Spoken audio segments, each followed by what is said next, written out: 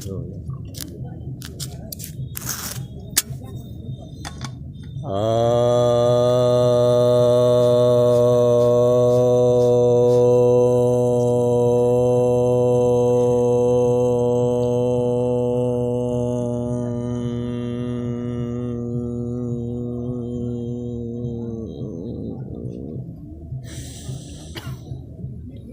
नमो भगवते वासुदेवाय। सभी भक्तों को सप्रेम नमन। आज हम लोग तीसरे अध्याय की चर्चा करेंगे श्रीमद् भगवद गीता की।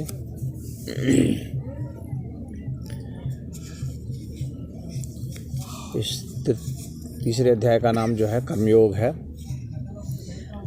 इसमें कर्मयोग संबंधित भगवान उपदेश देते हैं। अर्जुन उवाच जयासि चेत् कर्मणस्ते मता बुद्धिर्जनार्दन तत् किं कर्मणि घोरे माम नियोजयसि केशव। तब अर्जुन कहते हैं कि हे केशव, केशव अर्थात जिसके बाल बहुत सुंदर हैं और जो केशी नामक राक्षस के हंता है, यानी केशी नामक राक्षस का वध भगवान कृष्ण ने किया था, इसलिए उनका नाम केशव था। तो कहते हैं कि केशव, आप जो हैं मुझे इस जो श्रेष्ठ कर्म है उसमें आप मुझे लगा रहे हैं।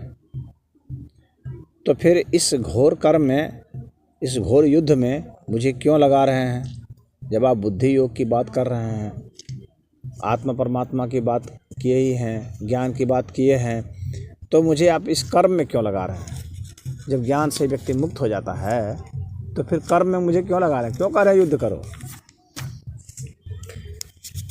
व्यामिश्रणेव वाक्येन बुद्धिं मोहयसीव मे तदेकं वद निश्चित येन श्रेयो हम आपनुयाम। तो कहते हैं कि आपके जो उपदेश हैं वो बहुत जो है मिले जुले हैं, मैंने दोनों तरफ चल रहे हैं। उससे मैं कंफ्यूज हो गया हूँ, मेरी बुद्धि मोहित हो गई है, मैं भ्रांति में हूँ। मुझे आप बताएं कि वास्तव में श्रेष्ठ रास्ता कौन सा है, किस रास्ते से चलकर मैं सही में आध्यात्मिक हो जाऊँगा, वह ये पूछना चाह रहे हैं। मेरे लिए कल्याणकारी रास्ता कौन है? अब भगवान कहते हैं लोके अस्मिन् द्विविधा निष्ठा पुरा प्रोक्ता मया नघ ज्ञान योगेन सांख्यानाम कर्म योगेन योगिनाम। तो कह रहे हैं भगवान की अर्जुन, मैंने तुमको पहले ही बता दिया है कि आत्म साक्षात्कार का जो रास्ता है, जिसके लिए लोग अभ्यास करते हैं, प्रयत्न करते हैं, तो उसमें दो तरीके से लोग प्रयत्न करते हैं। एक तो ज्ञान योग की तरफ से और एक जो है भक्ति योग की तरफ से। तो कहते हैं सांख्या नाम, एक सांख्य योग है यानी ज्ञान योग है, और एक कर्म योग है यानी भक्ति योग है। फिर कहते हैं न कर्मणाम अनारंभात् निष्कर्मयं पुरुषो अश्नुते न च संन्यस्यनादेव सिद्धिं समधिगच्छति।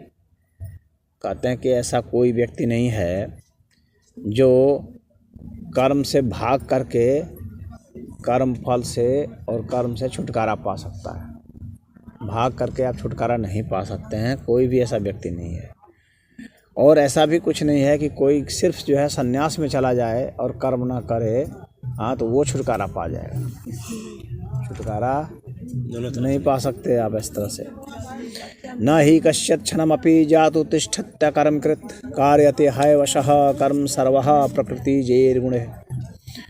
कहते हैं कि मनुष्य जो है, एक भी क्षण ऐसा नहीं होता है जिस वक्त कि मनुष्य कर्म नहीं करता है। सदैव जो है मनुष्य को कर्म करते ही रहना है। कोई क्षण ऐसा नहीं है कि वह कर्म नहीं कर। कर्म तो तुम करोगे ही, चाहे कुछ कर्म करो। वो कर्म नहीं करोगे तो ये कर्म करोगे। कर्म तो तुमको करना ही है, तुम कर्म से बच नहीं सकते। शुभ कर्म नहीं करोगे तो शुभ कर्म करोगे, करना तो पड़ेगा ही कुछ ना कुछ। तो बिना कर्म किए कोई रह नहीं सकता, एक क्षण भी नहीं रह सकता। कहते हैं कि प्रकृति के गुणों के द्वारा वह वशीभूत होकर के कर्म के लिए बाध्य है। अब कर्म की परिभाषा जरा ये समझ लें कि कर्म कहते किसको हैं। यहाँ पर कुछ चीज़ें हैं जो समान रूप से हैं, जो लोगों को पता नहीं चलती हैं। 4 चीज़ का मैं अर्थ बता रहा हूँ जो बहुत महत्वपूर्ण है, और मैंने देखे हैं, बड़े बड़े संतों को देखे हैं, वे भी पूरा कंफ्यूज होते हैं। 4 जो है चीज़ का अर्थ वो बिल्कुल स्पष्ट नहीं कर पाते। जैसे कर्म क्या है, क्रिया क्या है, इन दोनों में भेद क्या है। उसी तरह से कार्य क्या है, कर्म क्रिया कार्य क्या है, और काम। तो वो काम को भी क्रिया कह देंगे, क्रिया को भी कर्म कह देंगे, उसको भी जो है कार्य कह देंगे। लेकिन इन चारों में बहुत अंतर है, बहुत गूढ़ अंतर है। काम का मतलब होता है इच्छा, यानी इच्छा से प्रेरित होकर के किसी कर्म को करना, वो काम है। और क्रिया का मतलब क्या होता है? क्रिया का मतलब होता है कि गति करना। कर्म का जो डायनेमिक्स है वो क्रिया है, यानी उसका बहुत सूक्ष्म रूप जो है ना वो क्रिया है। क्रिया का मतलब हो जाता है गति करना। जैसे हाथ इधर से इधर गया तो यह क्रिया है, हाँ, लेकिन यह कर्म भी है। शुद्ध रूप से क्रिया क्या है? जैसे दिल धड़क रहा है, धक धक धक धक दिल कर रहा है, वो शुद्ध रूप से क्रिया है। जैसे हवा बह रही है, यह क्रिया है, कर्म नहीं है। हम दिल को धड़का नहीं सकते अपने से कि अब रुक जाओ, अब चलो, हाँ अब बंद हो जाओ, ऐसा नहीं हो सकता है। उसी तरह से सांस का जो आना जाना है, ये क्रिया और कर्म दोनों है। अब क्रिया और कर्म में क्या अंतर है कि वैसी क्रिया जिसको कि हमारा दिमाग आदेश देता है, निर्देशित करता है, गाइड करता है, वह जो है कर्म होता है। जिसमें हमारा दिमाग नहीं लगेगा, जिसमें हमारी बुद्धि नहीं लगेगी, वह क्रिया है, कर्म नहीं है। लेकिन जिसमें लग जाएगा तो वह जो है वह कर्म है। तो क्रिया और कर्म में यह एक बहुत बड़ा अंतर होता है। इसीलिए क्रिया का फल नहीं बताया गया है शास्त्र में, कर्म का फल बताया गया है। तो कर्म का फल होता है, क्रिया का फल नहीं होता है। हटवा दे।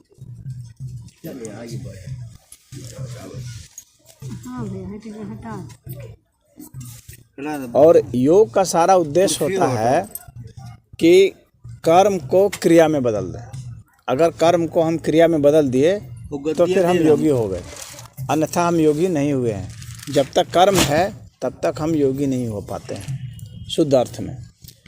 तो कर्म को क्रिया में बदलना है, यानी बुद्धि उसमें लीन हो जाए, उस क्रिया में, जिससे कि वह क्रिया जो है शुद्ध रूप से हो जाए, कर्म न रह जाए। और जब हमारा मन लगेगा तो उसमें कर्म शामिल हो जाएगा। यानी अगर हम इस बर्तन को उठा कर इधर से इधर रख दें तो ये कर्म हो गया, और ये बर्तन खुद ब खुद प्रकृति के जरिए यहाँ से यहाँ गया तो क्रिया हो गई। जैसे भूकंप आ जाए, हिल जाए, तो वो क्रिया है, वो कर्म नहीं है। तो ये अंतर समझ गए। अब बात रही कार्य की। तो कार्य का मतलब होता है कि वैसे कर्म जिसके बदले हमें कुछ आर्थिक लाभ हो जाता है, जिसमें कुछ सार्थकता आ जाती है अर्थ के रूप में, वह हो जाता है कार्य। जैसे कि कोई व्यक्ति बालू निकाल रहा है, हाँ, तो वह जो है कर्म कर रहा है बालू निकालने का, और जब उसको बालू निकालने के लिए जब उसे कुछ धन मिल जाता है तो वह कार्य कहलाता है। लेकिन अगर वो सिर्फ बालू निकाले, उसके लिए बदले उसको कुछ कोई दे नहीं, तो वह जो है कर्म तो है, कार्य नहीं है। कार्य में सदैव जो है मुनाफा होना चाहिए, लाभ होना चाहिए, कुछ उसको मिलना चाहिए उसके बदले। जैसे एक व्यक्ति पेड़ पर चढ़े और उतरे, तो खाली चढ़ रहा है उतर रहा है, चढ़ रहा है उतर रहा है, तो वह कर्म तो कर रहा है, लेकिन कार्य नहीं कर रहा है। कार्य कब होगा? जब उसको चढ़ने उतरने के लिए कोई पैसा देगा कि तुम इतनी बार चढ़ोगे उतरोगे तो तुमको इतना रुपया देंगे, तो वह कार्य हुआ। तो इस तरह से क्रिया, कर्म, कार्य और काम, ये अंतर हुआ। तो वही भगवान यहाँ कह रहे हैं, न ही कश्चित् क्षणमपि जातु तिष्ठत् अकर्मकृत् कार्यते हयवशः कर्म सर्वः प्रकृति जेद गुणे। प्रकृति के गुणों के द्वारा ही वशीभूत होकर के मनुष्य कर्म करने के लिए बाध्य है। ऐसा कोई क्षण नहीं है जिस समय वह कर्म नहीं करता है। हर समय कर्म तो होगा ही होगा। जैसे हम गहरी नींद में सोए हैं, उदाहरण के लिए गहरी नींद में सोए हैं, तो उस वक्त आप कोई पूछ सकता है कि उस वक्त क्या हम कर्म कर रहे हैं। जैसे भगवान ने यहाँ कहा ना कि कोई क्षण ऐसा नहीं है जिस वक्त कि कोई कर्म नहीं होगा। तो जब हम बहुत गहरी नींद में सोए तब तो हम कोई कर्म नहीं कर रहे हैं, सामान्य आदमी नहीं समझेगा।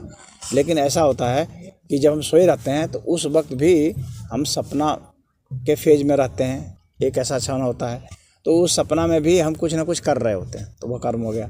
जिस समय सपना नहीं आ रहा होता है, हम बहुत गहरी नींद में होते हैं, उस समय क्या हो रहा होता है?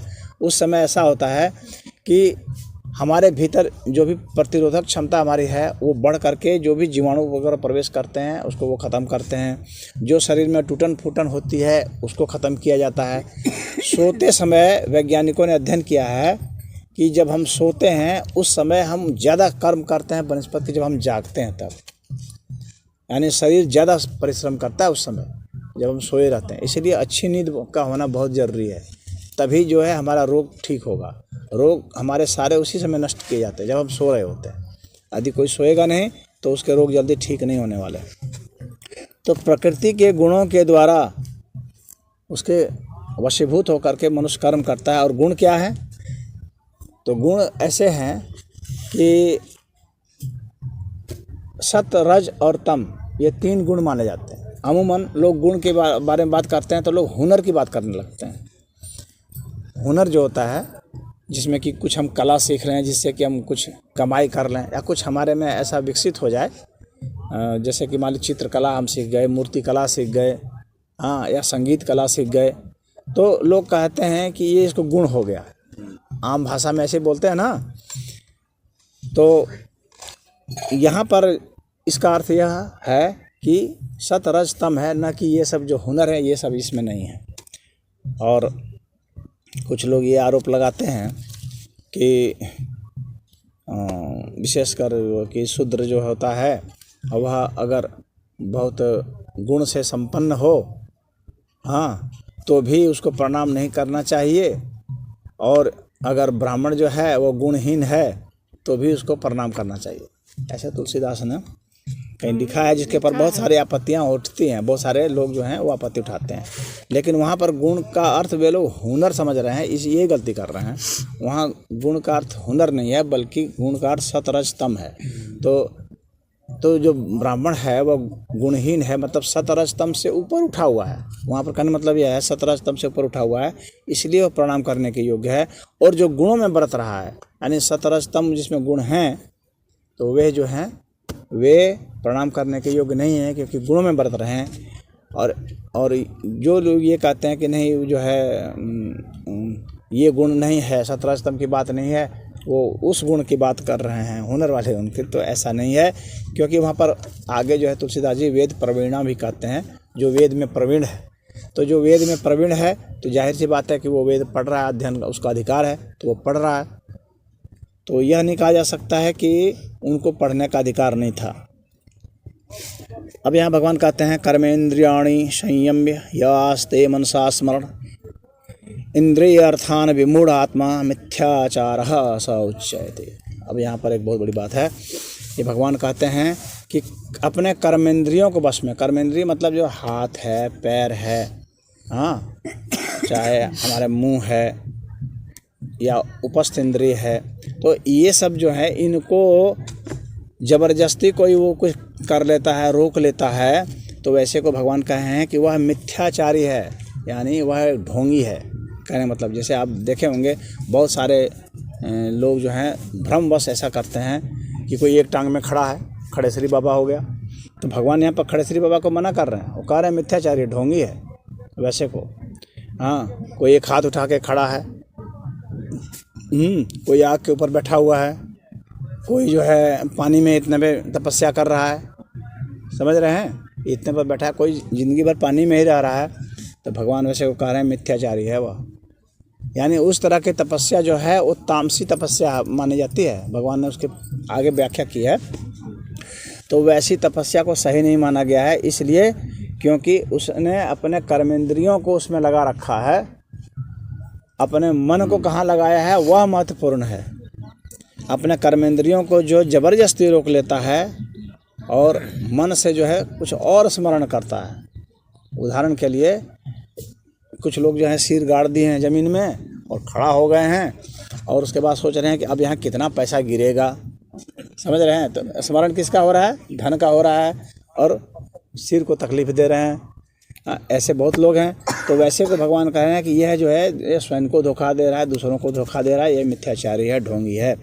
तो सिर्फ कर्मेंद्रियों को रोक लेना जो है वह नहीं है। आपका माइंड कहाँ है, मस्तिष्क कहाँ है? पुजारी सब हैं, मंदिर में पूजा करते हैं, उनको भगवान से वहाँ है कोई लेना देना नहीं है। उनको मतलब है कि अब कितना चढ़ावा चढ़ रहा है, प्रसाद चढ़ रहा है, उससे तो भगवान उसको मना कर रहे हैं कि नहीं, ऐसे लोग जो है मिथ्याचारी हैं। यस्तेव इंद्रियाणि मनसा नियम्य आरभते अर्जुन कर्मेंद्रिय है कर्म योगम असक्तः स विशिष्यते। कहते हैं कि कोई भी जो व्यक्ति जो इंद्रियों का जो है वह मन से स्मरण कर रहा है, अपने इस तरह से स्मरण करके उसको कर्मेंद्रियों को वश में करने का प्रयत्न कर रहा है और बिना किसी आसक्ति के, मतलब बिना किसी राग द्वेष के अगर उसने कर्मयोग को अपनाया है तो वह व्यक्ति श्रेष्ठ है, उत्कृष्ट है। वह वास्तव में कर्मयोग का प्रारंभ करता है। यानी भगवान का स्मरण करते हुए जो कार्य करते रहते हैं उन्हीं को भगवान ने कहा है कि वही कर्मयोग को अपना रहा है। यानी स्मरण में सदैव भगवान होना चाहिए, तब जा कर के आप कोई भी कर्म करेंगे तो वो आपको मुक्ति देता है, अन्यथा नहीं देता है। आपका दिमाग कहाँ है वही महत्वपूर्ण है, शरीर कहाँ है वो बहुत महत्वपूर्ण नहीं है। नियतम कुरु कर्म त्वं कर्म जयायो है कर्मणः शरीर यात्रापि च तेन प्रसिद्धेद कर्मणः। ये बहुत बढ़िया श्लोक है। इसमें कह रहे हैं भगवान कि तुम जो है नियत कर्म करो, यानी जो कर्म शास्त्र ने निर्धारित कर दिया है। नियत कर्म मतलब जो शास्त्र ने निर्धारित कर दिया है कि ये कर्म करना चाहिए, ये कर्म नहीं करना चाहिए, तुम उन कर्मों को करो। जैसे कहा दिया गया है कि चोरी मत करो, तो चोरी नहीं करना चाहिए, शास्त्र ने प्रतिबंधित कर दिया है, चोरी नहीं करो, क्योंकि वह निहित कर्म है, चोरी नहीं करना। मिथ्या भाषण मत करो, झूठ मत बोलो,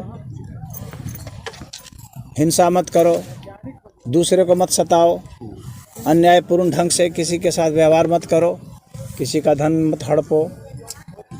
ये सब जो भगवान बता रहे हैं कि जो नियत कर्म है, जो हमारे वेद शास्त्र ने नियत कर दिया है, तुम्हें वही कर्म करना चाहिए। अन्यथा तुम कर्म करोगे तो उपद्रव खड़ा करोगे। कहते हैं नियतम कुरु कर्म त्वं कर्म जयायो है कर्मणः। और इस तरह से जब तुम कोई कर्म करोगे तो वह अच्छा होगा बनस्पत कि तुम कोई कर्म ही नहीं करो।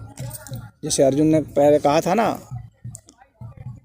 कि मैं ऐसा है कि इसको छोड़ करके मैं भाग जाऊंगा कहीं जंगल में, तपस्या करूंगा या भीख मांग के अपना जीवन गुजारा करूंगा।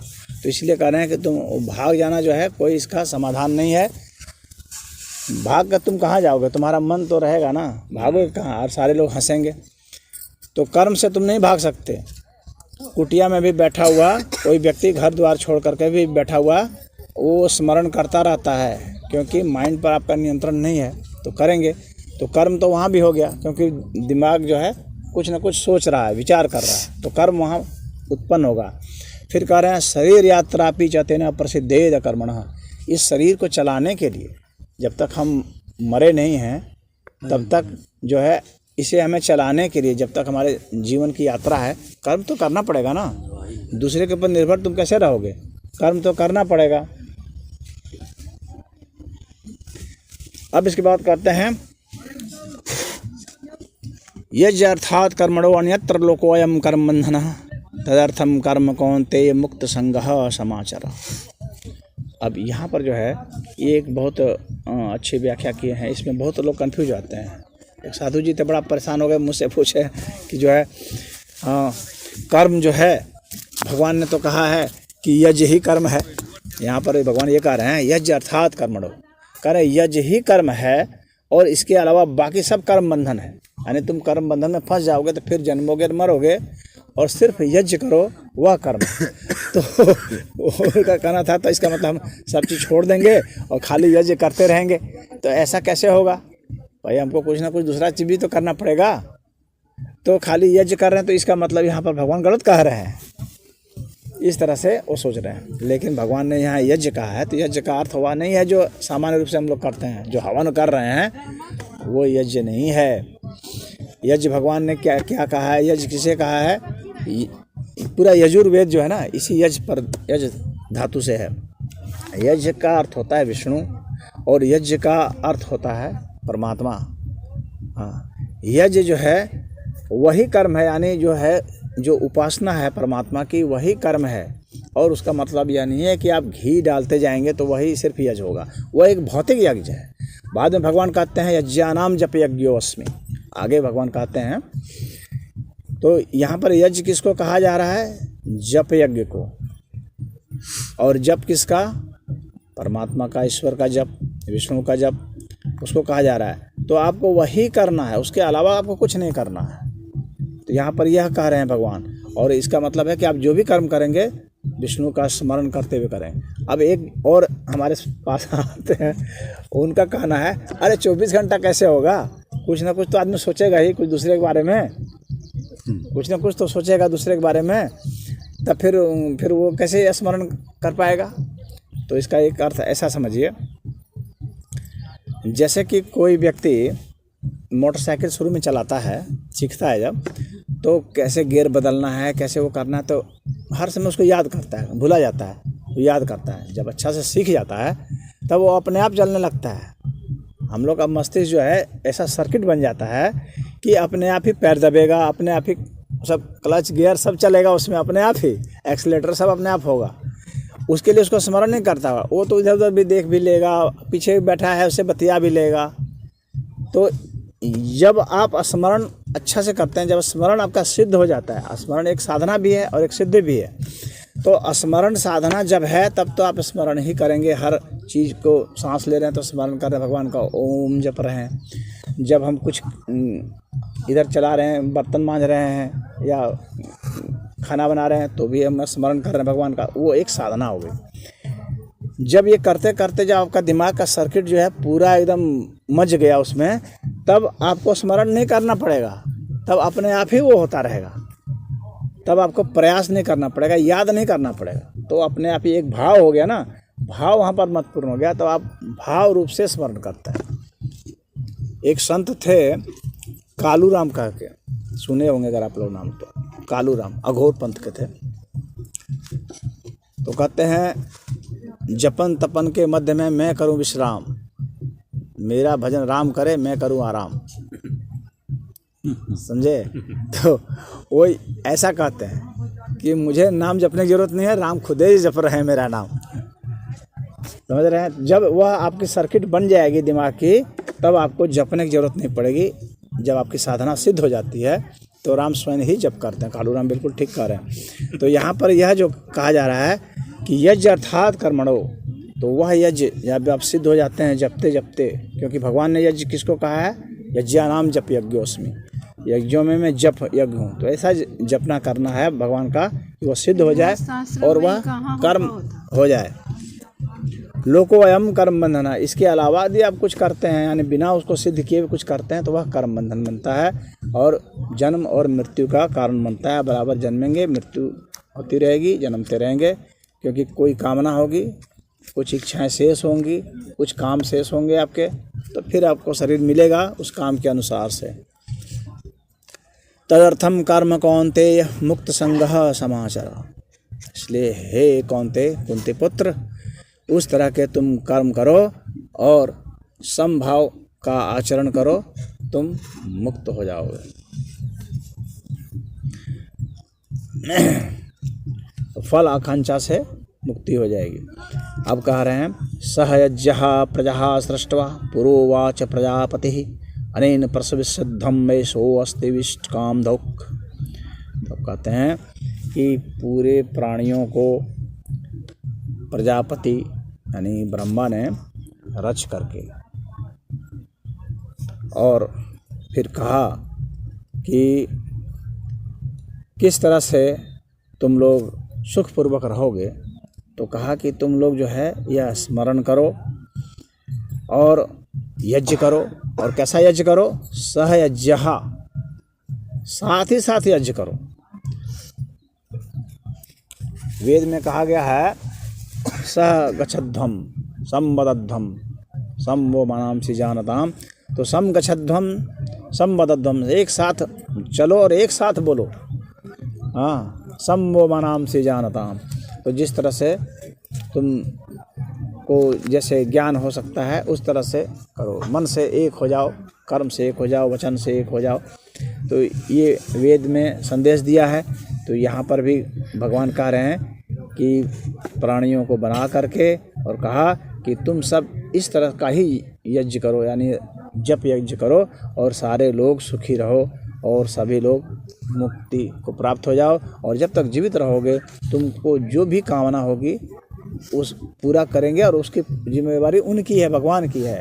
हाँ, विष्णु की जिम्मेवारी है, आपकी जिम्मेवारी नहीं है। वो आपको क्या चाहिए वो ईश्वर खुद देंगे, आपको क्या ज़रूरत है वो ईश्वर खुद देंगे। लेकिन वह ज़रूरत है या नहीं है ये आप तय नहीं कर सकते। जैसे उदाहरण के लिए एक छोटा बच्चा है उसको पता नहीं है कि मेरे लिए क्या सही है। वो तो सोचेगा मेरे लिए चाकू भी सही है, लेकिन उसके माता पिता उसको चाकू नहीं देंगे, क्योंकि वे जानते हैं इसके लिए चाकू सही नहीं है, इससे ये अपना नुकसान कर लेगा। वो दुकान में जाते हैं तो वहाँ पर बंदूकें भी बिक रही हैं, चाकू छुरी सब बिक रहे हैं। दुकानदार वहाँ बैठा हुआ है, वो तो बेच देगा, उसको पैसे की ज़रूरत है, बेच देगा। वो आपके गार्जियन तो है नहीं, आपका हित का सोच नहीं रहा है। तो भाई हमको पैसे की ज़रूरत है, आया खरीदा दे, ठीक है जाओ। लेकिन जो माता पिता होते हैं वे सिर्फ़ और सिर्फ वही चीज़ अपने बच्चे को देते हैं जिसके लिए उनको लगता है कि ये हितकारी है इसके लिए। तो उसी तरह से आप मांगे, बहुत कुछ आप मांग सकते हैं, हमको ये दे दो, हमको वो दे दो, लेकिन भगवान आपको नहीं देते। क्यों? क्योंकि वे जानते हैं कि इसके लिए ये अच्छा नहीं है। तो आप भगवान को हो सकता है गाली भी देते हैं। जैसे बच्चा माता पिता को भी गाली दे के भाग जाता है, खेलने के लिए नहीं मिला, गाली दे के भाग गया। उसी तरह से आप गाली भी देते हैं ईश्वर को, लेकिन ईश्वर को गाली से कोई फर्क नहीं पड़ रहा आपकी गाली से। उसको आपका हित देखना है। और आपका हित क्या है? आपका हित है किस तरह से हम मुक्त हो जाएं, वह आपका हित है। तो मुक्ति के लिए जो जो चीज़ चाहिए वो ईश्वर देते हैं। जो जो अनुभव आपके बाकी हैं, जिस जिन चीज़ का दुख बाकी है वो दुख देते हैं, ताकि इस तरह के दुख से इसको ज्ञान हो, वैराग हो। दुख से ही ज्ञान वैराग होगा। दुख सबसे बड़ा गुरु होता है। दुख जो सीख देता है ना, वो फिर कोई दूसरा सीख नहीं दे सकता। बाकी जो सीखे हैं, जो उपदेश हैं, जो सीख मिल रहा है। अभी आप चुप रहिए, बाद में आप अपनी बात रखिएगा। जब प्रवचन ख़त्म कर लूँगा ना, फिर आप बोलिएगा अपनी बात, बीच में नहीं। देवान भावयतानेन ते देवा भावयन्तु वह परस्परम भावयन्तः श्रेयः परम अवापस्यत्। कहते हैं यज्ञ जब आप करते हैं ना तो देवता प्रसन्न हो जाते हैं, और देवता जब प्रसन्न हो जाएंगे तो जो जो आपको ज़रूरत होगी वो देवता आपको देते हैं। अब यहाँ समझना है कि देवता कौन है। बहुत लोग कंफ्यूज हो जाते हैं, और जो हिंदू धर्म को नहीं जानते हैं वे तो और कंफ्यूज हो जाते हैं। कहते हैं इतने इतने इतने इतने यहाँ पर जो है देवी देवता है। देवता कहते हैं दिव्य शक्ति को, दिव्य शक्ति जो है वह देवता है। तो इसलिए 33 कोटि देवता बताया गया है, यानी 33 प्रकार के देवता। और 33 प्रकार में फिर कोटि का अर्थ दो होता है, एक कोटि का अर्थ प्रकार होता है और एक कोटि का अर्थ करोड़ होता है। तो 33 करोड़ देवता, एक एक कोटि यानी एक एक प्रकार में फिर जो है करोड़ करोड़ होते हैं। तो जैसे अग्नि भी एक देवता है, वायु भी एक देवता है। तो अग्नि कई प्रकार की अग्नि होती है। समुद्र के भीतर भी अग्नि है, आकाश में भी अग्नि है, जल में भी अग्नि है, लकड़ी में भी अग्नि है, मनुष्य के भीतर भी अग्नि है। आँख की अग्नि अलग है, वाणी की अग्नि अलग है, भोजन जो पचा रहा है वो अग्नि अलग है। तो अग्नि करोड़ों प्रकार के अग्नि। उसी तरह से वायु भी करोड़ों प्रकार के हैं। हर अलग अलग जगह के अलग अलग वायु है। मलमूत्र की अलग वायु है, वहाँ अलग गंध है। नाइट्रोजन अलग है, ऑक्सीजन अलग है, हाइड्रोजन अलग है। ये सब गैस हैं। तो ये सब अलग अलग प्रकार के वायु हैं। तो सब में करोड़ करोड़ हो जाएगा। तो यहाँ पर यह समझ लेना चाहिए कि वैसे वे जो देवता हैं उनके जो अधिष्ठाता हैं, जहाँ से उनका स्रोत निकलता है, वे आपको देते हैं। यानी वहाँ से परिवर्तित होकर आपका कर्म होते होते वे आपके स्थूल रूप से आपके कर्मों में आ जाएंगे और आपको वह पदार्थ मिल जाएगा जिसको कि आप समझते हैं। आप मोटरसाइकिल समझते हैं, आपको मोटरसाइकिल मिल जाएगी। घर सोचते हैं बन जाए, घर बन जाएगा। घर कब बनता है और कब नहीं बनता है, इसको समझ लेना चाहिए। पहली बात है कि हम किसी चीज़ को पाते हैं तो तभी पाते हैं जब हमको उसका पूरा नक्शा पता होता है। किन लोगों का घर नहीं बना है? जिन लोगों ने अपने घर का पूरा नक्शा बनाया ही नहीं दिमाग में। बात समझ रहे हैं? कहाँ खिड़की होगी, कहाँ दरवाजे होंगे, कितनी ऊंचाई होगी, किस तरह का बिल्डिंग होगा, कितने कमरे होंगे, कितनी खिड़कियाँ होंगी, लकड़ी किस तरह की होगी और ईंट कैसा लगाएंगे। यानी एक एक चीज़ जो घर के बनाने में प्रयोग होता है, अगर उसके बारे में कोई व्यक्ति चिंतन करता है, अच्छा से उसका नक्शा बनाया है, तैयार किया है, ज़मीन सब देखा है, कैसी ज़मीन होगी, क्या होगा, कैसे मिस्त्री होंगे, कौन मिस्त्री को लगाऊंगा, कौन बिजली वाले को लगाऊंगा, सारा जब नक्शा तैयार हो जाता है दिमाग में तो घर बनता है। अधिकतर लोगों का घर इसलिए नहीं बनता क्योंकि वो एक मोटे तौर पर एक सोचते हैं घर बन जाता, ऐसा सोचते हैं, लेकिन इसलिए घर नहीं बनता है क्योंकि घर का पूरा नक्शा नहीं उसको पता है। हम लोग यहाँ पर चलेंगे, आए हैं संगम में, तो यहाँ पर जब सारा नक्शा पता होगा तभी हम संगम पहुँचेंगे। ऐसा नहीं कि खाली संगम पहुँच जाएंगे। हाँ, तो अगर मोटे तौर पर जो आइडिया रहेगा तो बस मोटे ही बात मिलेगी, सटीक बात नहीं मिलेगी। कितने लोग आएंगे यहीं पर जो है गंगा जी में नहाएंगे, कहीं चले जाएंगे, कहेंगे संगम में नहा लिए, जबकि संगम क्षेत्र में अपना है, संगम में नहीं नहाए।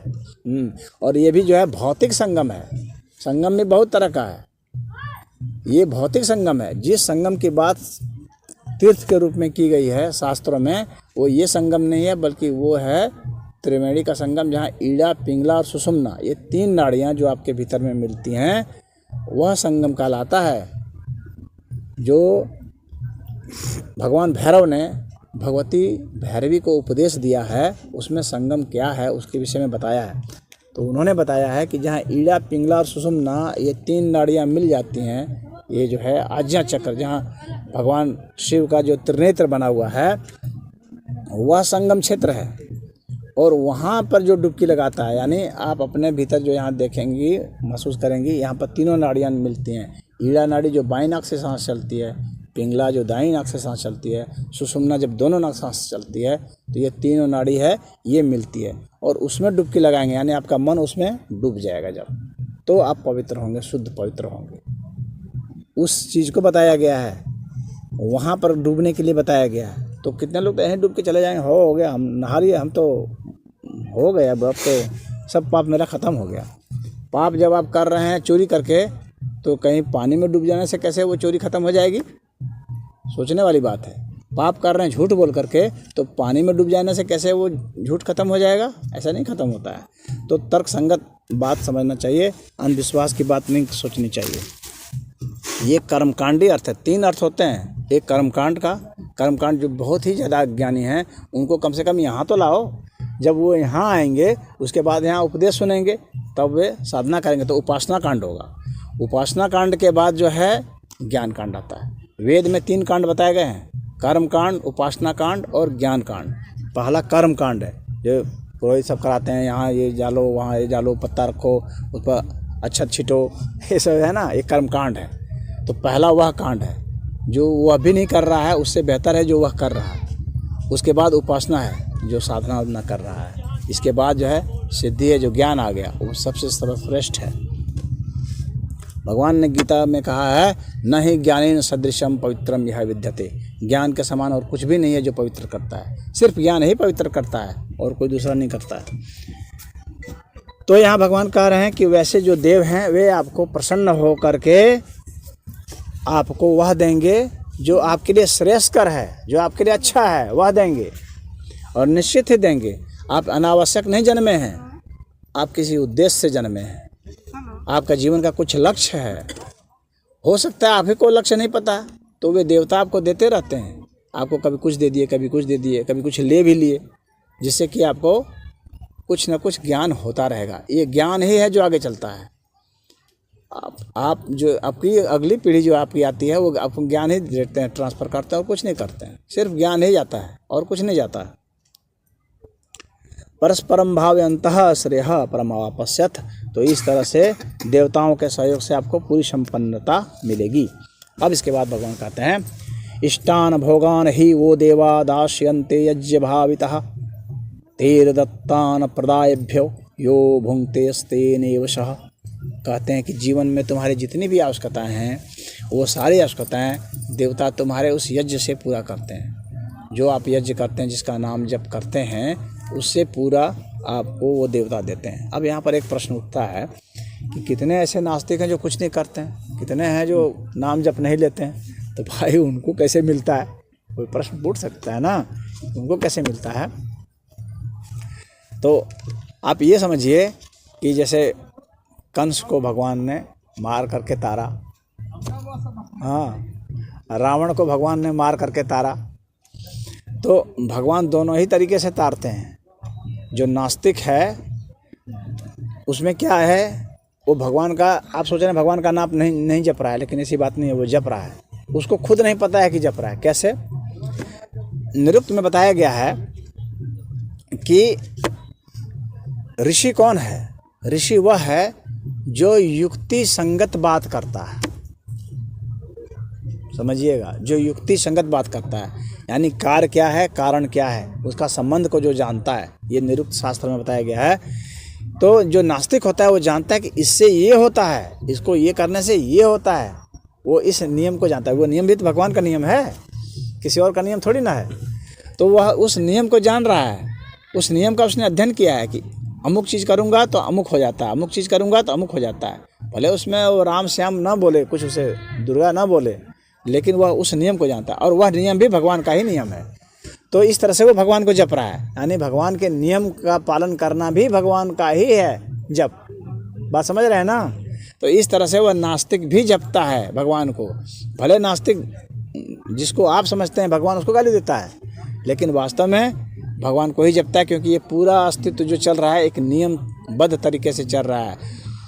वह विज्ञानमय कोश है। जैसे ये पूरा देश हमारा संविधान से चलता है, उसी तरह से भगवान का संविधान है, जिससे कि पूरा ये चल रहा है। तो जो संविधान को मान रहा है, वह नास्तिक उस संविधान को मान रहा है, वो जान रहा है कि इसके कारण से ऐसा होता है, और इसलिए उस चीज़ पर भरोसा करके वह कार्य करता है, इसलिए उसको वह मिलता है जो वह चाहता है और जो उसके लिए हितकारी है। तो समझ गए कि नास्तिकों को कैसे मिलता है? तो नास्तिक भी जप करते हैं, लेकिन उनको यह पता नहीं होता है कि वो जप कर रहे हैं, परंतु जप करते हैं वे, क्योंकि भगवान के नियम का वह पालन करते हैं, वह भी एक जप है। तो कहते हैं कि देव जो है आपको उस तरह से यज्ञ का हिस्सा देते हैं, आपकी सारी आवश्यकताओं को पूर्ति करते हैं, और कहते हैं कि जो आपको देवता दे देते हैं उसको आपको देवताओं को भी देना चाहिए और मनुष्यों को भी देना चाहिए। यानी जो आपको दे दिए तो वो दे करके टेस्ट करके देखते हैं कि ये करता क्या है। आपको पैसा दे दिए तो देखते हैं कि पैसा करता ये क्या है, क्या ये पैसा दूसरों को भी देता है, क्या मतलब दान भी करता है यह, हाँ, क्या ये देवताओं को भी अर्पित करता है, क्या साधु संतों को भी अर्पित करता है, क्या जानवरों को, पशु पक्षियों को भी अर्पित करता है, कुछ देता है या नहीं देता है। तो भगवान कहते हैं कि वह इस तरह से उसकी परीक्षा होती है, और जो नहीं देता है उसके लिए भगवान कहते हैं यो भुंक्ते स्तेनेव शः, जो उसका भोग कर लेता है बिना दिए हुए उसको चोर समझो। हाँ, तो चोर हो गए तो पापी हो गए। तो कहते हैं कि जो ऐसा नहीं देता है उसको चोर समझो। अब इसके बाद भगवान कहते हैं यज्ञशिष्टासिनः संतो मुच्यन्ते सर्वकिलिवशः भुंजते ते त्वघम पापाये पचन्त आत्मकारणात्। कहते हैं यज्ञ का बचा हुआ जो अन्न है, जो पदार्थ है, यज्ञ से जो बच जाता है, कहीं यज्ञ हवन हो रहा है तो सामान्य रूप से हम कर्मकांड में देखते हैं ना कि यहाँ हम लोग के गांव में यज्ञ हो रहा है, शहर में यज्ञ हो रहा है, तो वहाँ जो प्रसाद देते हैं वो, तो वे जो है यज्ञ से बचे हुए अन्न हैं, जिसको कि आप प्रसाद समझते हैं। पहले देवताओं को चढ़ा दिया गया, फिर आपको दिया गया बचा हुआ अन्न, तो उसको भी दिया जाता है, खाता। और उसको खाने से क्या होता है? भगवान कहते हैं संतो मुच्यन्ते सर्वकिलिवशः, संत भी अपने सभी पापों से मुक्त हो जाते हैं। यानी यज्ञ का बचा हुआ भोजन अन्न खाने से मुक्त हो जाते हैं। अब यहाँ पर समझने वाली बात है, मैंने जैसे कहा कि यज्ञ का 3 अर्थ लिया जाता है, एक भौतिक अर्थ, एक आधिदैविक अर्थ और एक आध्यात्मिक अर्थ। तो यहाँ पर जो है यज्ञ शिष्ट आसीनः का एक अर्थ तो वह अन्न है यज्ञ में जो दिया था वह, और दूसरा क्या है जो आप जप करते हैं वह, और तीसरा है जो ज्ञान है वह। तो यदि किसी को ज्ञान है और वह नहीं देता है, दान नहीं करता है, तो इसका मतलब वह जैसे भगवान ने कहा जो खुद ही खा जाता है, यानी हम मुक्त हो गए, अब मुझे क्या ज़रूरत है, मैं खुद ही अपने मज़े में हूँ, इसका मतलब वह भी चोर है। भगवान ने उसको भी चोर कहा है। ऐसे संतों को भी चोर कहा है जो ज्ञानी हैं और ज्ञान नहीं दे रहे हैं, ज्ञान का प्रचार नहीं कर रहे हैं, दूसरे को नहीं दे रहे हैं, बांट रहे हैं, वह भी, इसको भी भगवान ने चोर कहा है। अब इसके बाद जो जप करता है, आप साधना कर रहे हैं, जप कर रहे हैं, नाम ले रहे हैं, तो अपने यज्ञ का जो फल है अगर आप दूसरों को नहीं दे रहे हैं, हाँ दूसरे को अगर आप नहीं देते हैं, जैसे कैसे फल दे सकते हैं, जप का कैसे फल देते हैं, आपको बताता हूँ मैं एक, कि जप से कैसे ठीक किया जाता है। एक रेखी चिकित्सा पद्धति होती है।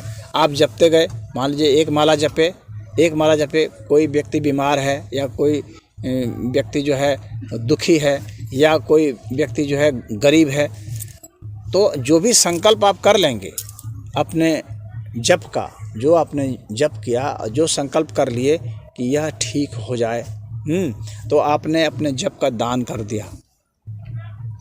तो जो इस तरह का होता है व्यक्ति जिसमें इतनी करुणा होती है कि जो दूसरे के लिए जप करता है, अपने के लिए तो सब जप कर रहे हैं बैठ करके कि मेरा ये हो जाए, मेरा वो हो जाए। यहाँ भगवान क्या कह रहे हैं, यज्ञ शिष्ट आसीनः, आप जो है जप करते हैं और उसको देते हैं, संकल्प आप करते हैं कि जो मैंने जप किया इसको मिल जाए, इसका भला हो जाए, इसका कल्याण हो जाए। तो इस तरह से जब आप करते हैं तो इससे कि इस जप में इतनी शक्ति होती है जो आप दूसरे के लिए करते हैं, आप पूजा दूसरे के लिए करते हैं, जाते हैं मंदिर में और वहाँ पर भगवान को कहते हैं कि अमुक अमुक को जो कर दो, ठीक कर दो।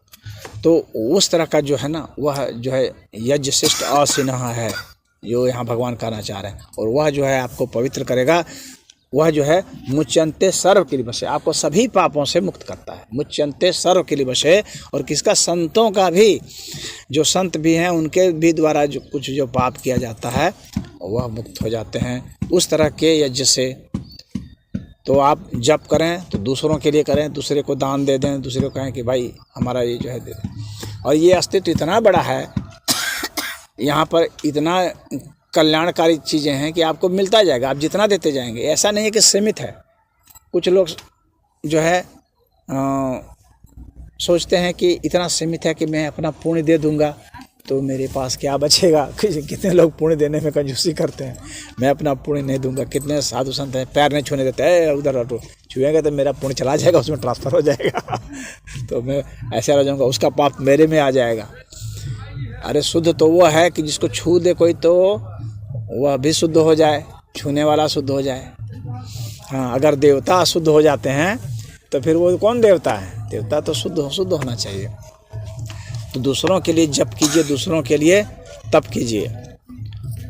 भगवान कहते हैं भुंजते ते त्वघम पापाये पचंत आत्म कारणात्, कहते हैं जो इस तरह से भोग को भोगता है पाप करके, वो एक तरह से कहता है पापाये पचंता, ऐसे लोग जो है पाप करते हैं और उसको इंद्रिय सुख के लिए जो अपना इस तरह का जप करते हैं, तप करते हैं, प्रयास करते हैं, सब वे जो हैं वे सब पाप ही करते हैं। वे पापी लोग हैं जो सिर्फ अपने लिए ही कुछ करते हैं, अपने इंद्रिय सुख के लिए।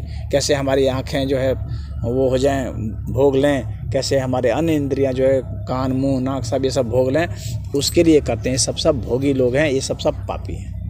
भगवान कर रहे हैं ये सारे लोग पापी हैं, यानी जो अपने लिए सारा ये सब कर रहा है ना, सब पापी लोग हैं। नहा रहे हैं सिर्फ अपने लिए नहा रहे हैं, नहीं, आप पूरे संसार के कल्याण के, सभी जीवों के कल्याण के लिए नहाइए, तो आप पवित्र होंगे और वे भी पवित्र होंगे। अब भगवान यहाँ कहते हैं अन्नाद भवन्ति भूतानि पर्जन्यादन्न संभवः यज्ञाद भवति पर्जन्यो यज्ञः कर्म समुद्भवः।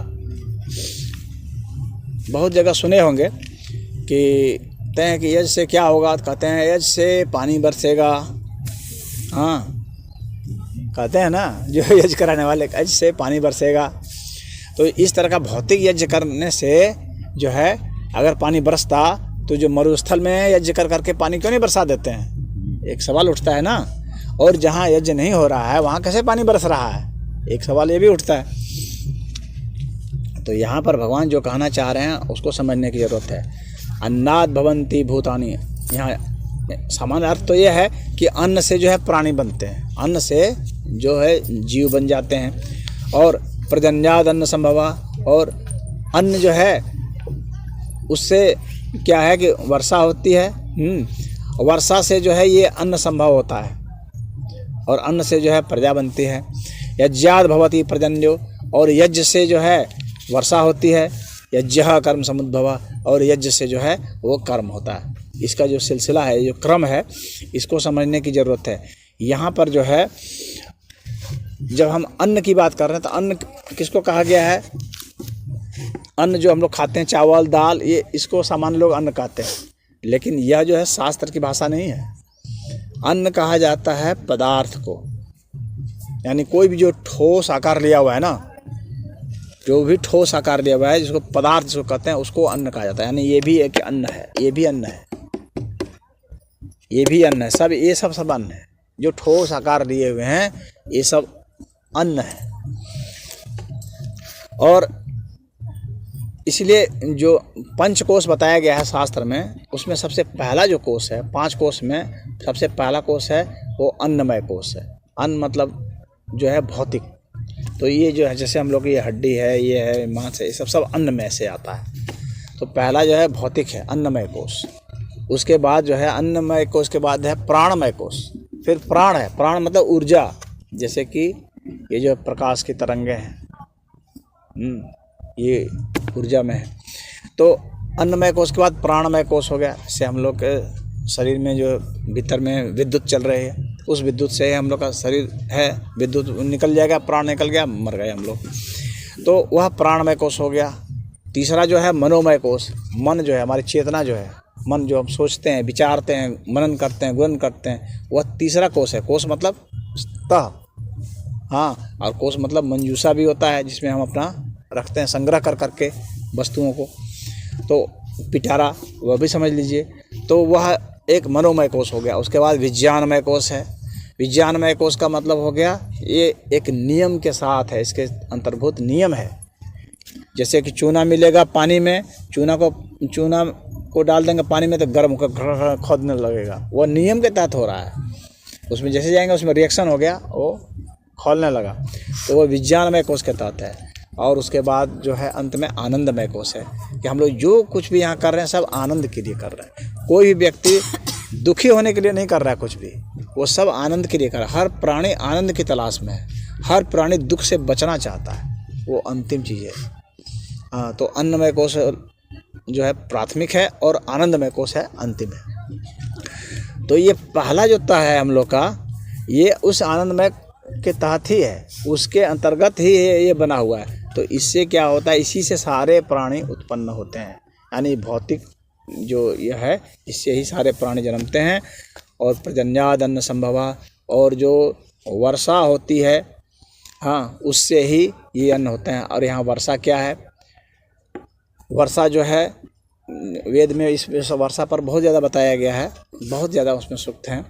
इंद्र का सूक्त है, उसमें सब वर्षा वगैरह बताए हैं कि ये वर्षा कहाँ से होती है। हम लोग सामान्य रूप से तो इस वर्षा को जानते हैं ना, जो समुद्र से बादल आ जाते हैं और फिर जा कर के यहाँ बरस जाते हैं, उसको हम लोग कहते हैं वर्षा। वहाँ से पानी उठाया, वहाँ गर्मी हुई, विद्युत आया और यहाँ पर बरस गया पानी, और ये पानी धरती में फैल गया, यहाँ से अन्न निकल गया। यह एक परिभाषा है, लेकिन भौतिक परिभाषा है। यहाँ पर क्या है कि उसके पीछे जो विद्युत है उसका ही महत्व है। उस विद्युत के कारण ही वर्षा हुई, यानी वह जो प्राण था उस प्राण के कारण ही वर्षा हुई। तो प्राण से ही जो है वो बनेगा अन्न, और फिर उस अन्न से प्राणी बनेंगे। यज्ञाद भवति पर्जन्यो, यज्ञ कर्म समुद्भव। और ये यज्ञ करते हैं हम लोग, यानी हम लोग जो भगवान का स्मरण करते हैं, भगवान के नियमों का पालन करते हैं, उसके कारण ही यह वर्षा होती है। यानी यह जो विद्युत है, यानी जो प्रकाश के तरंगे हैं, यानी जो ऊर्जा है वह उससे ही है। यानी परमात्मा ऊर्जा से परे है। परमात्मा ऊर्जा को उत्पन्न करते हैं, ऊर्जा जो है वो अन्न को उत्पन्न करता है, और अन्न क्या करता है, प्राणी को उत्पन्न करता है। तो इस तरह से इसका क्रम है। अब इसके बाद कहते हैं यज्ञः कर्म समुद्भवः। और जब अब प्राणी बन गया, यानी भौतिक पदार्थ हो गया, तो आप देखेंगे कोई भी भौतिक पदार्थ है, कोई भी भौतिक पदार्थ, वह सदैव कुछ ना कुछ परिवर्तित होता है, सदैव कुछ ना कुछ रिएक्शन करता है, यानी वह कर्म करता रहता है। उसमें कुछ ना कुछ क्रियाएं घटनाएं होती रहेंगी।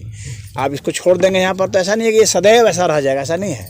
इसमें हवा ये वो करते करते अंत में ये सड़ जाएगा, या आग लग गई तो जल जाएगा, धुआं हो गया, धुआं भी एक जैसा नहीं रहेगा, फिर वो किसी के साथ प्रतिक्रिया करके कुछ बना लेगा।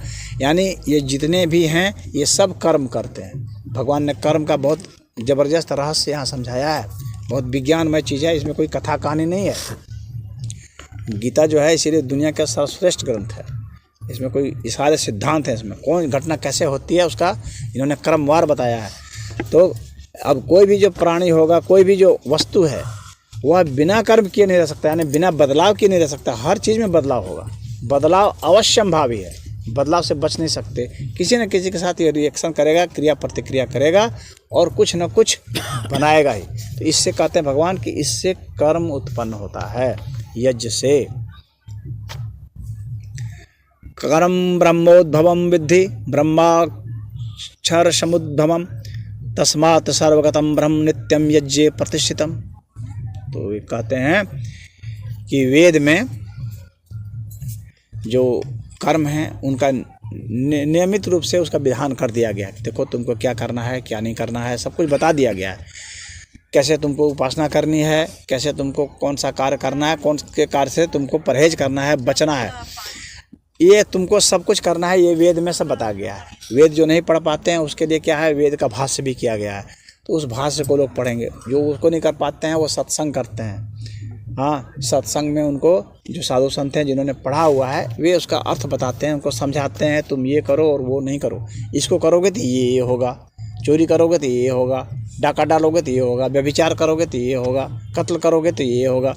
तो सारे उसमें अर्थ बता दिए जाते हैं कि ऐसे ऐसे करना है तो ऐसे ऐसे होता है, ये करोगे तो वो होगा। तो क्या करना चाहिए, विहित कर्म क्या है और क्या निषिद्ध कर्म है जिसको नहीं करना चाहिए, उसका सारा बता दिया गया है शास्त्र में। कह रहे हैं कि इस तरह से तस्मात् सर्वगतम ब्रह्म नित्यम यज्ञे प्रतिष्ठितम।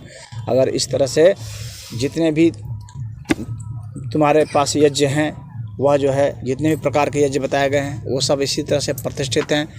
क्या नित्य है, क्या अनित्य है, क्या सही है, क्या गलत है, क्या क्षणभंगुर होता है, क्या बदल रहा है, क्या नहीं बदल रहा है, क्या शाश्वत है, इन सभी का ज्ञान जो है वेद में दे दिया गया है और इस तरह से यज्ञ को प्रतिष्ठित कर दिया गया है। एवं प्रवर्तितम चक्रम नानुवर्तत्यः अघायुः इंद्रियारामो मोघम पार्थ जीवति। कहते हैं कि जो मनुष्य वेदों के द्वारा ये जो नियम बताया गया है, भगवान, वेद तो भगवान से उद्भूत हुए हैं, भगवान के चरणों से उद्भूत हुए हैं वेद, और भगवान के मुख से गीता आई है। इसीलिए यही दो ग्रंथ जो हैं ये सर्वमान्य है, वेद और गीता, क्योंकि भगवान ने स्वयं अपने मुंह से गाया है और वह जो है भगवान के चरण से निकला है वेद। तो कहते हैं वेदों में सब बता दिया गया है कि कौन कौन चीज़ से क्या क्या होता है। तुम उसको पढ़ो, उसको जानो और उसके हिसाब से जियो, आचरण करो। और जो ऐसा पालन नहीं करता है इसका मतलब वह पापमय जीवन जीता है। मोघम पार्थ जीवति। कहते हैं कि ऐसा व्यक्ति मुफ्त बेकार व्यर्थ ही जीता है। ऐसे व्यक्ति का जीना व्यर्थ है जो वेद के नियमों को नहीं जानता है, उसके हिसाब से नहीं जीता है, वो निरर्थक ही जी रहा है, वो सिर्फ अपने इंद्रियों की तृप्ति के लिए जी रहा है। यस्तो आत्मरतिरेव स्यात्मात्म तृप्तस्य मानवः आत्मन्येव च संतुष्टः तस्य कार्यं न विद्यते। तो जो व्यक्ति अपनी आत्मा में ही लीन रह करके उसका आनंद लेता रहता है और जिसका जीवन आत्म साक्षात्कार से युक्त है, जिसने अपनी आत्मा का दर्शन कर लिया है, परमात्मा का दर्शन कर लिया, वही व्यक्ति धन्य है, वही संतुष्ट रह सकता है।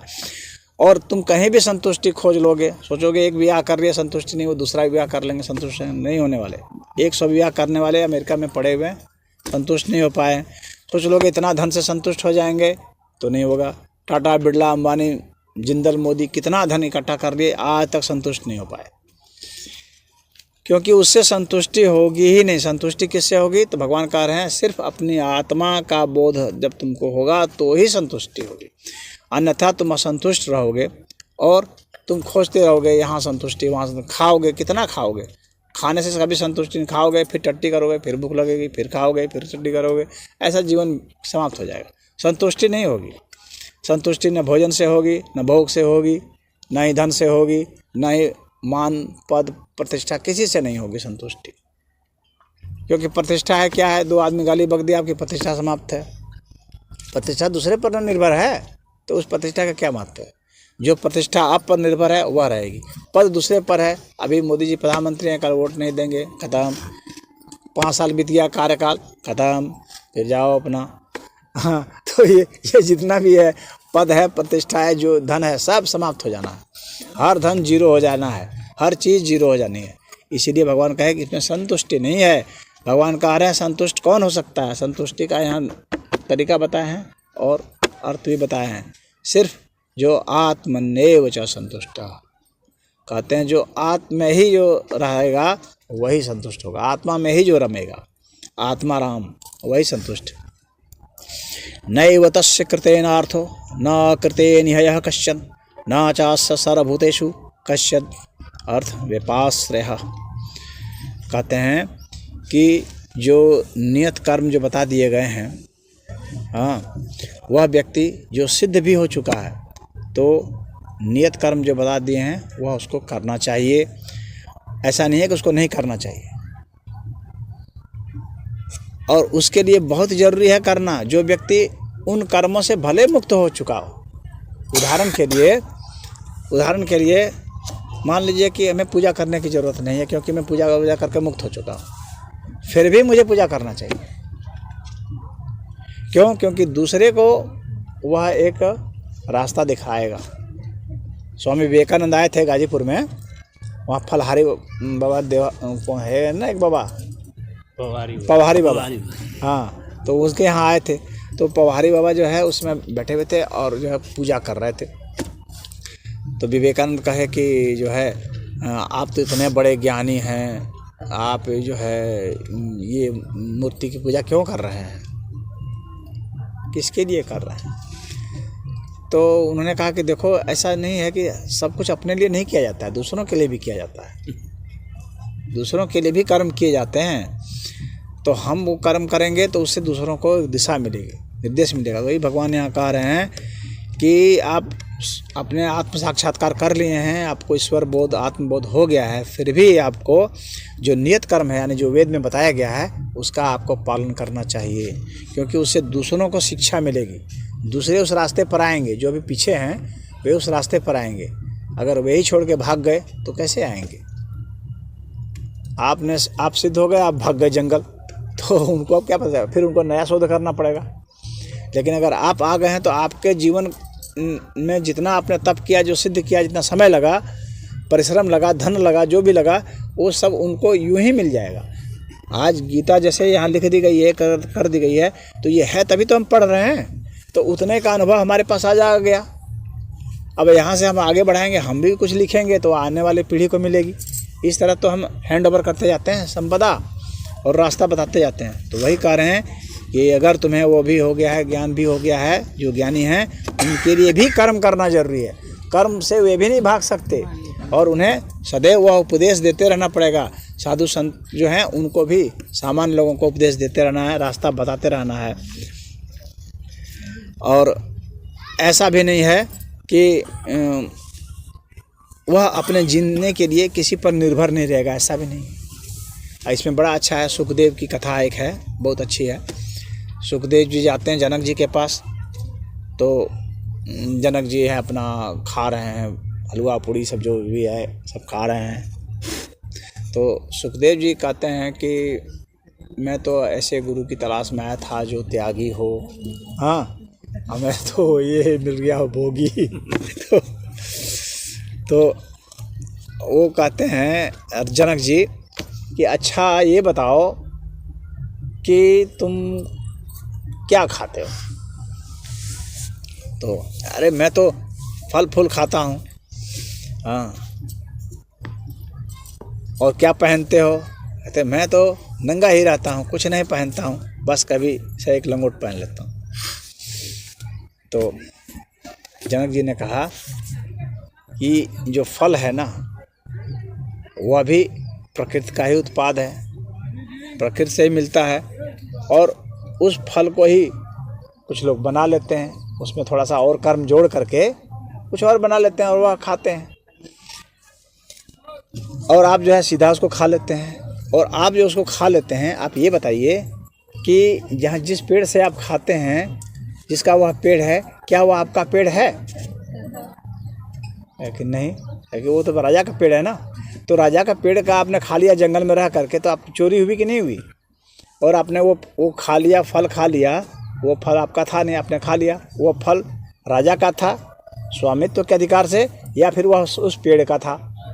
पेड़ ने तो आपको अनुमति नहीं दी, आपने उससे पेड़ से तोड़ के खा लिया, और राजा ने अनुमति नहीं दी आपको और आपने खा लिया। वो कितनी बड़ी चोरी हुई, दोनों तरफ से चोरी हुई। और आपने क्या खाया? वो अभी तो एक फल ही खाया, उसी फल का तो उत्पाद है वह जो अभी हम बनाए हैं, मिष्ठान। और आप जो लंगोट धारण करते हैं, वह लंगोट भी किसी से मिला ही ना है, वो भी कपड़ा का बना है ना। कपड़ा पेड़ से बना है, पेड़ से ही तो कपड़ा बना। और कोई बड़ा सा कपड़ा पहन रहा है, आप पतला सा कपड़ा पहन रहे हैं, इतना ही फर्क क्या है? बुनियादी रूप से वो एक ही चीज़ है।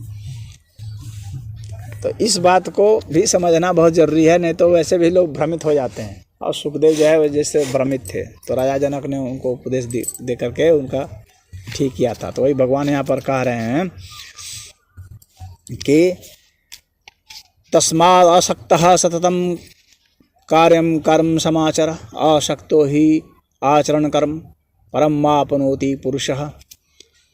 कर्म फल में आसक्त हुए बिना मनुष्य को अपना कर्तव्य कर्म समझ करके ही कर्म करते रहना चाहिए, जो हमारे शास्त्रों ने आदेश दिया है, जो संतों ने आदेश दिया है, आप्त वचन जो हैं उसके अनुसार से कर्म करना चाहिए, अनासक्त होकर के, यानी बिना उसे राग द्वेष के, बिना उससे लोभ के, लालच के, बिना मोह के, बिना द्रोह के, इस तरह से हमें कर्म करना चाहिए। इस तरह के कर्म करने से ही परम मापनोति पुरुषः, तब जो है आप परमात्मा को प्राप्त करते हैं।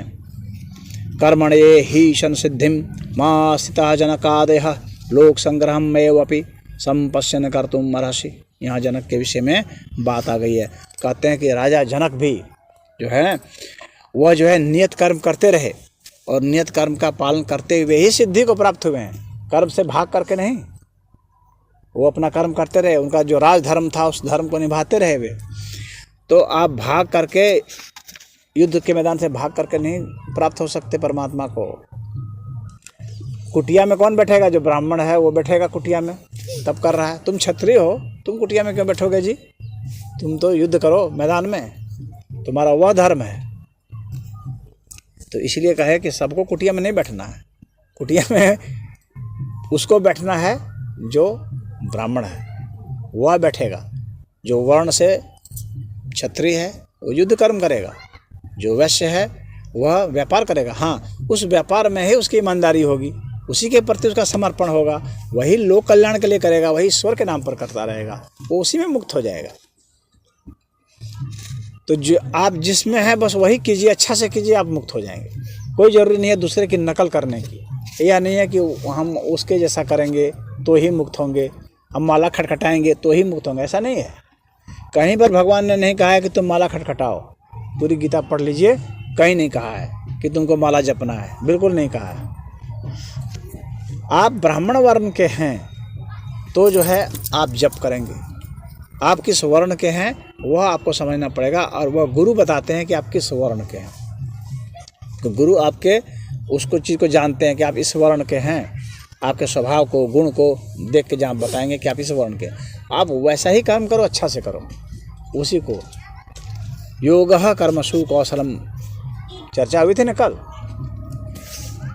कुशलता पूर्वक करना है, इतनी कुशलता पूर्वक उसी में कि आप को ईश्वर दर्शन हो। जैसे सहजो भाई को गुरु ने कहा चावल बिनो, उसी में तुमको ईश्वर दर्शन देंगे। तुमको मंदिर में घंटा नहीं हिलाना है, तुम चावल भी नो खाली। ईश्वर जब सर्वव्यापी हैं तो वो चावल में भी हैं, वहीं से प्रकट होकर तुमको बता देंगे। और सहजोबाई के साथ वही हुआ, वहीं से प्रकट हो। तो आप जो कर्म कर रहे हैं उसी को इतनी अच्छे से करें, उसी में ईश्वर खोजें। अच्छे से करने का मतलब उसमें ईश्वर खोजें। तो यहाँ जनक के विषय में कह रहे हैं कि जनक जैसे थे वो भागे नहीं, उन्होंने अपना राजधर्म निभाया और उसी से वो सिद्धि को प्राप्त हुए। और कहते हैं कि सामान्य लोगों को शिक्षा देने के लिए यह बहुत ज़रूरी है, इसलिए तुम भाग नहीं सकते। यद्यदाचरति श्रेष्ठः तत्तत्तेव इतरो जनः स यत् प्रमाणम कुरुते लोकस्तनुवर्तते। कहते हैं कि जैसे जैसे श्रेष्ठ आदमी जो होता है वो जैसा जैसा आचरण करता है, सामान्य आदमी उसी की नकल करता है। इसीलिए श्रेष्ठ आदमी को इसका ध्यान रखना चाहिए कि कोई गलत कदम वह न उठाए, जिससे कि दूसरे लोग जो है आचरण से भटक ना जाए। आप भगवान अपने बारे में कह रहे हैं, न मे पार्थ अस्ति कर्तव्यम त्रिषु लोकेषु किंचन न अवाप्तव्यम वर्त एव च कर्मणि। कहते हैं कि हे पार्थ, हे प्रथापुत्र, मेरे लिए इस दुनिया में कुछ भी ऐसा नहीं है कि जो मेरे लिए अप्राप्त है, यानी मैं जो चाहूँ सो प्राप्त कर सकता हूँ। मेरे लिए कुछ भी ऐसा नहीं है जो मैं प्राप्त नहीं कर सकता। मेरे लिए कुछ भी असंभव नहीं है, मैं सब कुछ कर सकता हूँ। लेकिन इसके बावजूद मैं कर्म करता हूँ। मैं जो चाहूँ सो प्राप्त कर सकता हूँ, लेकिन उसके बावजूद मैं कर्म करता हूँ, क्योंकि श्रेष्ठ को कर्म करके ही अपना दिखलाना होता है, वो आदर्श स्थापित करना होता है। तो भगवान वही कह रहे हैं कि मैं जो चाहूँ सो कर सकता हूँ, लेकिन मैं कर्म के अनुसार करूँगा, तब कर्म की प्रतिष्ठा होगी। यदि हयम न वर्तेयम जातु कर्मणे अतंद्रितः मम कर्म अनुवर्तन्ते मनुष्यः पार्थ सर्वशः। अगर मैं नियत कर्म को नहीं करूँगा, जो यानी वेद के द्वारा आदेशित है, उसको अगर मैं नहीं करूँगा, भगवान स्वयं कह रहे हैं, अगर मैं नहीं करूँगा तो इससे क्या होगा कि लोग जो है भटक जाएंगे। और जो है मैं जो भटका हुआ कर्म करूँगा, लोग वह कर्म करने लग जाएंगे। इसीलिए मुझे सावधान होकर के नियत कर्म को करना है, जो सही रास्ता है उसको अपनाना है। उत्सेदेहि मे लोका न कुर्याम कर्म चेदहम संकरस्य कर्ता श्यामुपन्यामि महाप्रजः। तो कहते हैं कि अगर मैं इस तरह के कर्म नहीं करूं तो ये जो मैं गलत कर्म करने लगूं तो लोग वर्ण संकर हो जाएंगे। वर्ण संकर हो जाएंगे मतलब कि कोई कुछ उटपटांग करने लगेगा। जैसे तुम भाग जा रहे हो, क्षत्रिय हो, तुम भाग जाओगे, तुम कहोगे हम घंटी बजाएंगे, हाँ, तो कह रहे हो हम जंगल में चले जाएंगे। तो ये वर्ण संकरता ही होती है। यानी आप जिस वर्ण के हैं, जिस गुण के हैं, जिस स्वभाव के हैं, उसको छोड़ कर दूसरा चीज़ करने लग जाना, तो आप अच्छा से कर नहीं पाएंगे। जो कर रहा है उसमें भी बाधा बन जाएंगे। हाँ, अब ये मान लीजिए घर में रोटी बना रही है बढ़िया से, अब चले हम ही रोटी बनाते हैं, हाँ, आइए कहेंगे चलिए अब हम गीता पाठ करते हैं तो नहीं, ये ठीक से कर पाएंगे ना मैं ठीक से कर पाऊँगा, कोई ठीक से नहीं हो पाएगा, न उनका न उसका। ये वर्ण संकरता है कि अपने गुण स्वभाव को, अपने जो जिसमें हम अपने ऊर्जा लगाए हैं, शक्ति लगाए हैं, समय लगाए हैं, धन लगाए हैं, जिसे हम प्राप्त किए हैं, उसको छोड़ करके दूसरा कर्म करने लग जाना, यह जो है वर्ण संकरता होती है। और बहुत सारे ऐसे लोग हैं, आप लोग देखे होंगे, आप लोग के जीवन में अनुभव होगा कि कोई एक व्यापार किए और फिर देखे तो इसमें तो हम सफल नहीं हो पाए, अब इसको छोड़ करके फिर दूसरा व्यापार ठान दिए, कहेंगे ये हमको नहीं सहता है, अब हम दूसरा करेंगे, ये हमको सहेगा। लेकिन वो भूल गया कि व्यापार का जो नियम इसमें था वही नियम उसमें भी है। आप चाहे चना बेचिए, चाहे आप मोटरसाइकिल बेचिए, दोनों में अर्थशास्त्र का वही नियम लगेगा। तो आप उसमें देखिए कि कमी कहाँ थी, उसको आप ठीक कीजिए, न कि आप वहाँ से वहाँ ट्रेड बदल दीजिए, सीधा यहाँ से भाग के उसमें चले जाइए। तो वो भगवान कह रहे हैं वह वर्ण संकरता हो जाती है, आप वहाँ भाग जाते हैं। भागिए मत, आप जिस कर्म को कर रहे हैं उसमें अगर कहीं कोई दिक्कत है तो उसको आप ठीक कीजिए, उस दिक्कत को ठीक कीजिए।